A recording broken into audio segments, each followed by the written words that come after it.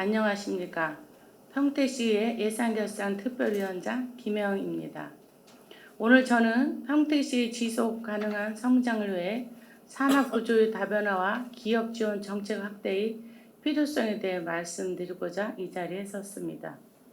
2013년 상반기 21만 3,600명이던 취업자 수가 2024년 상반기에는 33만 6,500명으로 증가했습니다.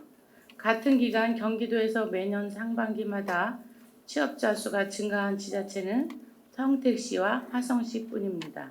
산업 인프라도 충분히 확보되어 현재 17개의 산업단지가 준공되어 운영 중이며 공장 등록 수는 2,400여 개에 달합니다. 특히 지역 내 총생산을 의미하는 GRDP는 22년 기준 40조 9천억 원으로 도내 4위, 전년 대비 13%가 증가하며 전국적 주목을 받고 있습니다.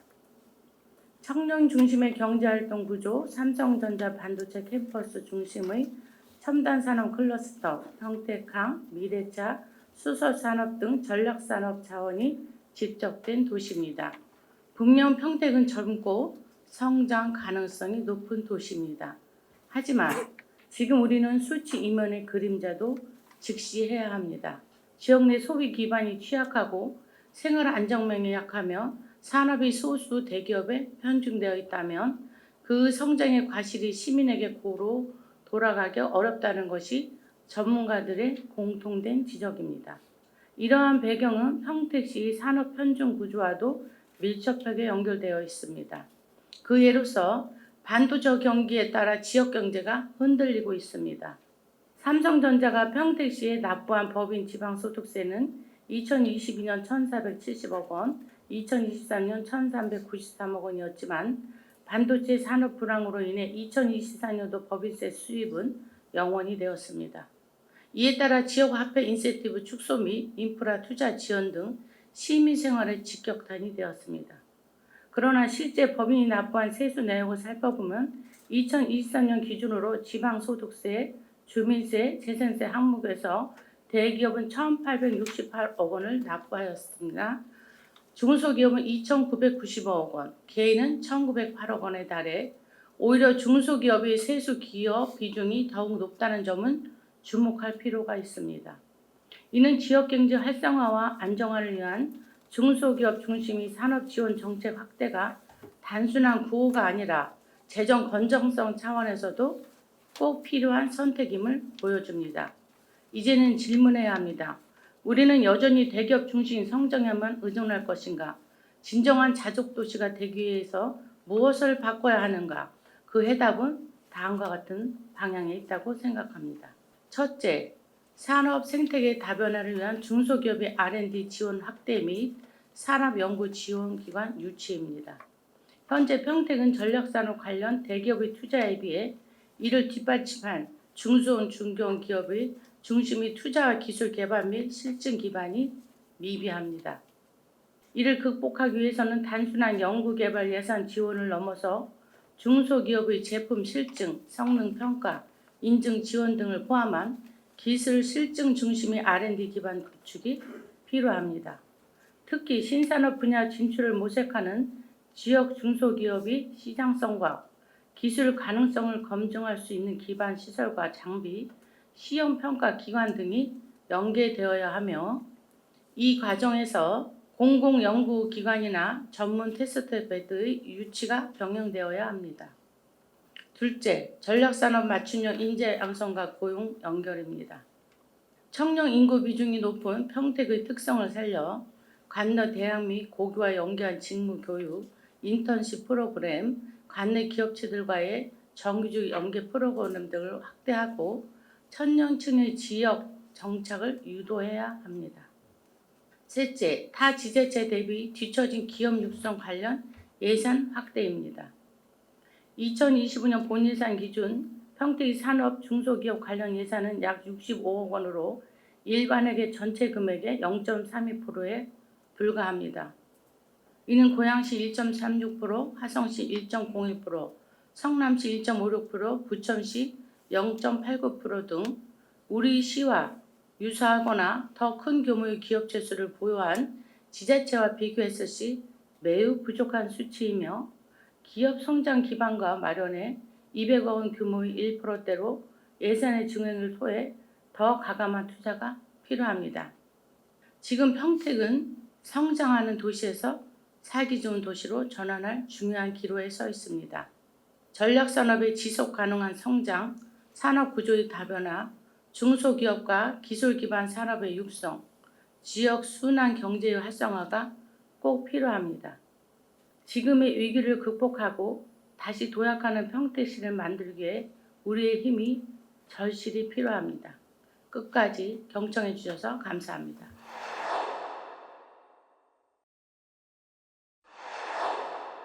안녕하십니까. 평택시의회 산업건설위원회 김승겸 의원입니다. 저는 오늘 국가 안보와 지역의 균형 발전 그리고 한미동맹의 지속 가능성을 위한 중대한 과제를 안고 이 자리에 섰습니다. 바로 주한미군기지 이전에 따른 평택시 등의 지원 등에 관한 특별법의 일몰제를 연장해야 한다는 절박한 요청입니다.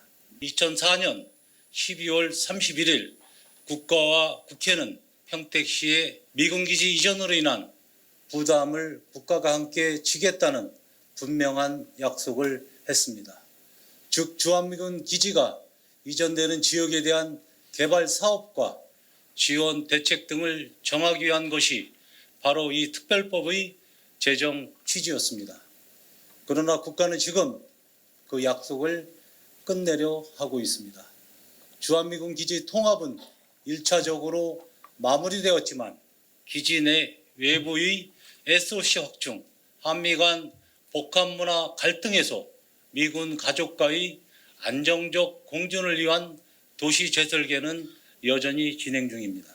더구나 평택시는 인프라 부담과 주거, 교육 문제, 외국인 유입에 따른 다양한 과제를 동시에 마주하고 있으며 광역 교통망 확충, 교육 기반 강화, 의료 인프라 확충, 지역 경제 활성화, 이 모든 과제는 지속적인 국가적 지원과 관심을 필요로 합니다. 따라서 2026년 일몰 예정인 주한미군기지 이전에 따른 평택시 등의 지원 등에 관한 특별법이 종료된다면 남겨진 부담을 평택시가 오로지 짊어져야 할 처지에 놓이게 됩니다. 이제 우리는 이렇게 물어야 합니다. 과연 미군기지 재배치는 이제 완전히 끝났는가? 지역사회는 모든 충격을 흡수하고 안정적인 도시 기반을 회복했는가? 그 답은 아니오입니다. 더욱이 공여 해제, 반환 재산의 매각 부진과 환경 정화 절차 지연 등으로 진행 중에 있고 평택시의 지역 개발을 위해 추진하고 있는 총 86개의 사업 중 약 15개의 사업이 완료되지 않고 있습니다. 이에 지난 4월에 현행법의 유효기간을 2020년에서 2030년까지로 4년 연장하려는 법률 개정안이 국회에서 발의되었습니다. 이제는 평택시의 희생에 대해 국가가 끝까지 책임지는 모습을 보여줘야 할 때입니다. 법의 일몰을 그대로 둔다는 것은 말 그대로 평택 시민의 헌신에 대한 국가적 책임을 기한 만료시키는 일입니다. 여러분, 평택은 단지 주한미군의 본거지가 아닙니다. 동북아 평화의 핵심 거점입니다. 미, 인도, 태평양 전략 속에서 평택기지는 사실상 지역 안정의 기축이 되고 있습니다. 이 기반이 불안정하다면 그것은 곧 우리 외교 안보의 리스크로 직결됩니다. 따라서 2030년은 단순히 숫자의 연장이 아닙니다. 현실적 마지노선입니다. 평택시의 중장기 사업 완결과 도시 자립의 전환점이 될 수 있는 시기입니다. 국가안보는 국민의 희생 위에 세워지는 것이 아니라 국가가 책임을 다할 때 비로소 완성됩니다. 이 말이 공허한 수사가 아닌 살아있는 현실이 되기 위해서는 주한미군기지 이전에 따른 평택시 등의 지원 등에 관한 특별법의 일몰을 반드시 2030년까지 연장해야 합니다. 그 선택이 곧 대한민국의 품격을 결정할 것입니다. 존경하는 평택 시민, 동료 선후배 의원 여러분, 평택의 미래는 곧 국가의 미래입니다. 평택을 제대로 지원하는 것은 곧 대한민국 안보의 지속 가능성을 담보하는 일입니다. 국회와 정부 관계자 여러분께 간곡히 부탁드립니다. 국가가 평택을 끝까지 책임지겠다는 의지를 이번 개정안 통과로서 보여주시기 바랍니다. 우리 평택시의회는 이 개정안이 반드시 통과될 수 있도록 지역사회와 손잡고 끝까지 목소리를 낼 것입니다. 주한미군기지 이전에 따른 평택시 등의 지원 등에 관한 특별법의 일몰제 기한을 2030년까지 연장하는 이 개정안의 국회 통과를 다시 한번 강력히 촉구합니다. 끝까지 경청해 주셔서 감사합니다.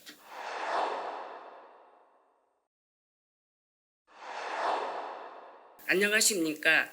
기획행정위원회 위원장 김형주 의원입니다. 저는 오늘 평택시 문화관광 랜드마크 조성의 시급성과 방향에 대해 말씀드리고자 이 자리에 섰습니다. 평택시는 인구 64만 9천 명으로 2040년까지 인구 100만 명을 목표로 빠르게 성장하는 도시입니다.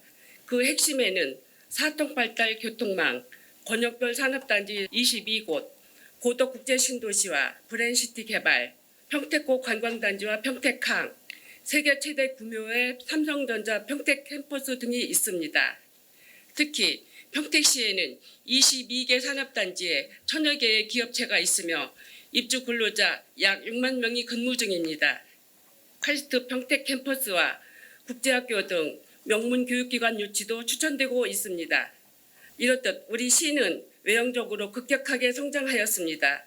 이러한 산업경제 성장과 인구 증가를 뒷받침할 문화관광 인프라 현황은 어떻습니까? 2023년 문화체육관광부와 한국문화관광연구원이 발표한 주요 관광지점 입장객 통계를 보겠습니다. 경기도 내 388개 주요 관광지점을 통계지표로 삼았는데 평택시는 단 한 곳도 통계지표에 오르지 못했습니다. 이는 평택시 주요 관광 포인트가 경기도 주요 관광지 선정 기준에 조차 충족하지 못했음을 의미합니다. 또한 문화체육관광부와 한국관광공사가 2년 주기로 선정하는 한국관광 100선에 평택시는 한 번도 선정된 적이 없습니다. 그리고 우리 시는 제대로 된 둘레길, 그 흔한 출렁다리, 케이블카 하나가 없습니다. 우리 시는 왜 이렇게 관광시설 조성에 인색한 것일까요? 이 부분은 정말 반성해야 할 지점이라고 생각합니다. 이제 평택시도 변해야 됩니다. 우리 시는 사통팔달 교통 여건과 수도권 접근성, 성장 잠재력 등 여러 가지 측면에서 다른 지방 도시와는 비교할 수 없을 정도로 탁월한 입지 조건을 갖추고 있습니다. 그럼에도 대표 문화관광 랜드마크가 하나도 없어 시민들은 다른 도시로 볼거리, 즐길거리, 먹거리를 찾아 떠나고 다른 지역 관광객은 평택을 그냥 지나치고 있습니다. 지금 우리는 선택의 기로에 서 있습니다. 산업도시 평택과 함께 문화관광 도시 평택을 만들어야 합니다. 평택시 문화관광 랜드마크 조성은 왜 필요할까요? 첫째, 도시 성장에 발맞춰 도시 브랜드 가치를 높이기 위해서 필요합니다. 둘째, 산업의 다양성 확보와 함께 관광산업 활성화를 위해 필요합니다. 셋째, 시민의 문화관광 향유 기회를 확대를 위해 필요합니다. 넷째, 도시와 농촌, 도농복합도시에 맞는 성장은 물론 도시균형 발전을 위해 필요합니다. 그러면 평택시 문화관광 랜드마크 조성을 위해서는 어떻게 해야 할까요? 저는 다음과 같이 평택시에 제안하고자 합니다. 첫째, 평택항과 경기경제자유구역청 현덕지구를 연계한 해양문화관광 랜드마크 조성을 제안합니다. 평택항은 경기도 유일의 항만으로 우리 시 핵심 자원입니다. 평택항과 현덕지구를 활용해 대규모 복합 문화시설을 유치하고 해양 레저와 산업 문화가 어우러진 공간을 만들 수 있습니다.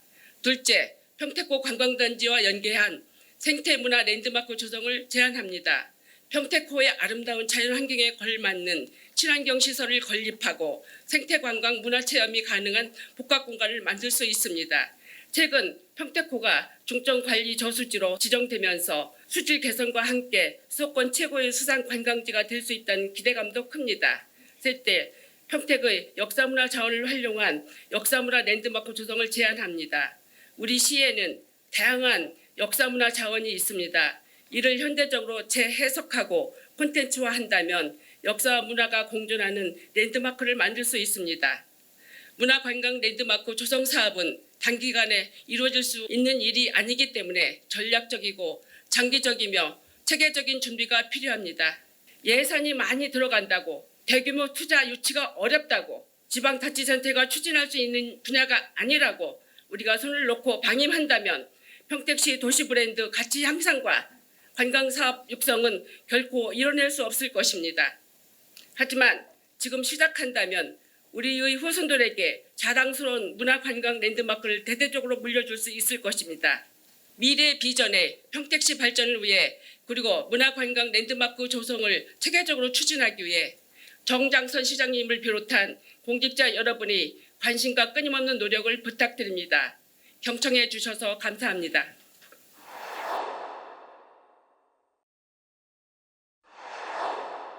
안녕하십니까. 평택시의회 산업건설위원회 위원장 류정화입니다. 저는 오늘 최근 아산시의회에서 평택시와 아산시의 경계에 위치한 평택호의 명칭을 아산호로 바꾸어야 한다는 발언에 대해 우리 평택시민의 자존심과 정체성을 지키고 역사적 행정적 원칙에 부합하는 올바른 명칭 사용을 촉구하기 위해 이 자리에 섰습니다.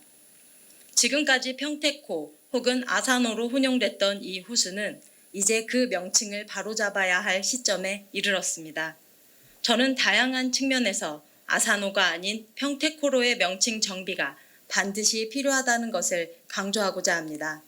1994년 4월 29일 국토교통부는 기존 아산호 관광지의 명칭을 평택호 관광지로 변경 고시하였습니다. 이 고시는 법적 효력을 가지며 이후 도로공사, 국토지리정보원 등 국토부 산하기관이 이 고시에 따라 평택호라는 명칭을 공식적으로 사용해 왔습니다. 평택호 관광단지, 평택호 휴게소, 평택호 횡단도로 등 현재까지 이어지는 명칭은 이 같은 법적 기반 위에서 운용되고 있는 것입니다. 행정지명으로서의 정통성과 연속성은 분명히 평택호에 있습니다.